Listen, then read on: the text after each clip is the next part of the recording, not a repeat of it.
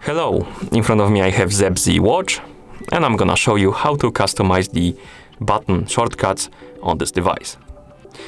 First, let me show you what I mean by button shortcuts.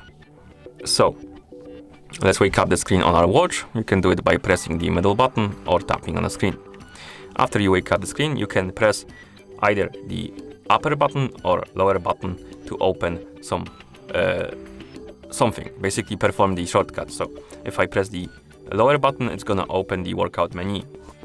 If I press the upper button, it's gonna open one of the health options, but on my watch, the upper button doesn't work, unfortunately. So I can't show you that. And you can customize this. Basically, you can customize the shortcuts. To do it, we need to open the settings. So let's wake up the screen again. Then press the middle button to open the menu. Scroll down, tap on the settings. In settings, scroll down and select the option called User Preferences. And here we have press the lower button and also health key option. First, let's tap on the press the lower button.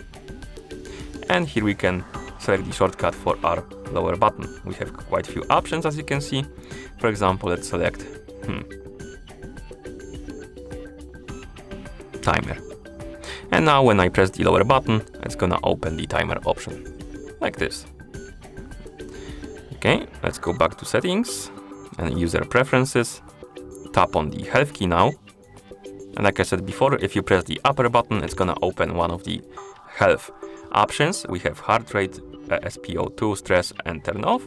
If I select, for example, heart rate, and I press the upper button, it's gonna open the heart rate application, so you can measure the heart rate. But like I said before, the upper button doesn't work on this watch, so I can't use it. And once you're done, you can simply go back to the watch face. And that's how you customize the button shortcuts on this device. Thank you for watching. If you found this video helpful, please consider subscribing to our channel and leaving the like on the video.